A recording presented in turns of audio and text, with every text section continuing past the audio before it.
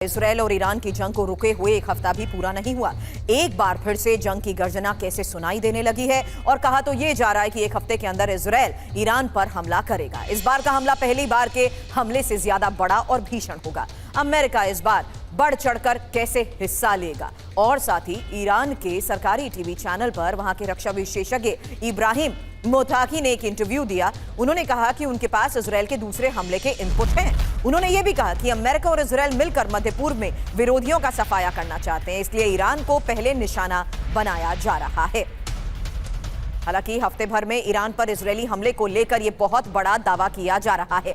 Iran को फिलहाल क्या आशंका है, यही इंफॉर्मेशन आपके सामने, क्योंकि इजरायल के मकसद अभी पूरे नहीं हुए। ईरानी यूरेनियम पर इजरायल की नजर है और इजरायल का सबसे बड़ा दुश्मन देश ईरान है। हालांकि नेतन्याहू अपनी छवि भी सुधार रहे हैं। ये एक इंटरव्यू में कही गई वो बड़ी बातें हैं जिसके आधार पर यह कहा जा रहा है कि हफ्ते भर में ईरान पर इजरायल हमला करेगा। ऐसे में ईरान को यह आशंका क्यों है, ये हमने आपको बताया। इजरायल का मकसद पूरा नहीं हुआ, ईरानी यूरेनियम पर इजरायल की नजर है, इजरायल का सबसे बड़ा दुश्मन देश ईरान है और नेतन्याहू अपनी छवि सुधार रहे हैं। हालांकि दोबारा हमले की आशंका क्यों, ये भी समझिए, क्योंकि ईरानी परमाणु प्रोग्राम को नुकसान नहीं पहुंचा और परमाणु बॉम्ब बनाने की ताकत भी अभी ईरान की बरकरार है और ईरानी मिसाइलों की ताकत भी कई गुना बढ़ चुकी है। मध्य पूर्व का समीकरण अभी भी संतुलित नहीं है। ऐसे में इस बारे में चर्चा के लिए इस वक्त दो खास मेहमान मुझे ज्वाइन कर चुके हैं और साथ ही मेरे सहयोगी मनीष झा स्टूडियो से इस वक्त मेरे साथ हैं, जो अभी तक आपके सामने लाइव रिपोर्ट इनपुट तेल अवीव से देते थे, लेकिन फिलहाल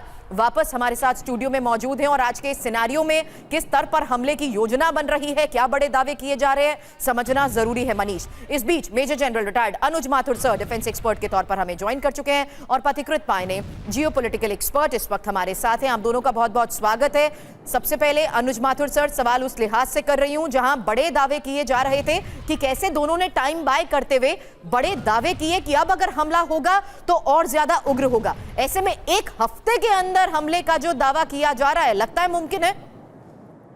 अगर आपको याद हो तो कुछ दिन पहले भी हमने इसी बारे में बात की थी। देखिए, ये बात बिल्कुल क्लियर है कि शुरू से इस बात को माना जा रहा था और मेरे को ये लग रहा था कि ये एक शॉर्ट और अनस्टेबल सीज फायर होगा। उसकी वजह है क्योंकि देखिए, जो दोनों देशों ने, जैसे इजराइल ने जिस मकसद को लेकर के हमला किया इतना बड़ा और अमेरिका उसके अंदर कूद के आया, मुझे लगता नहीं है कि उस हमले के आसपास भी वो थोड़ा बहुत उनको सफलता मिली है, मैं मानता हूं, लेकिन जो उनका मेन मकसद था कि ईरान को किसी प्रकार से परमाणु शक्ति संपन्न राष्ट्र बनने न दिया जाए, उसको इतना बड़ा झटका नहीं लगा। झटका लगा है, ये बात मैं मानता हूं, इतना बड़ा झटका नहीं लगा, पहली बात। दूसरी बात यह है कि जो कहीं ना कहीं रिजीम चेंज की बात कर रहे थे, हालांकि ये बहुत मुश्किल टास्क हुआ करता है, फिर भी तो रिजीम चेंज की जहां बात कर रहे थे तो उसके तो कहीं वो आसपास भी नहीं है।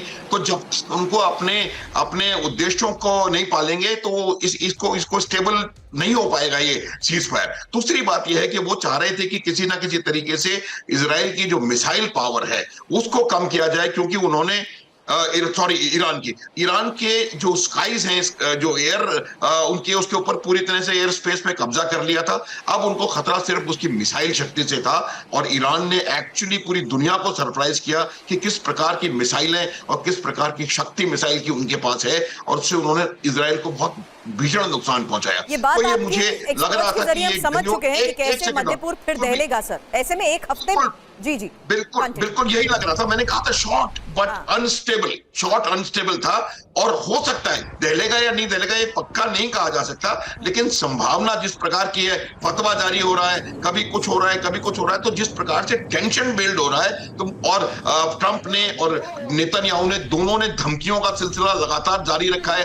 कभी कहते हैं मैं पैसे दे दूंगा, कभी कहते हैं मैं खामनेई को बचा लिया। तो इस तरह की जो चीजें हैं उससे ये लग रहा है मुझे कि ये जो टेंशन है ये बढ़ेगा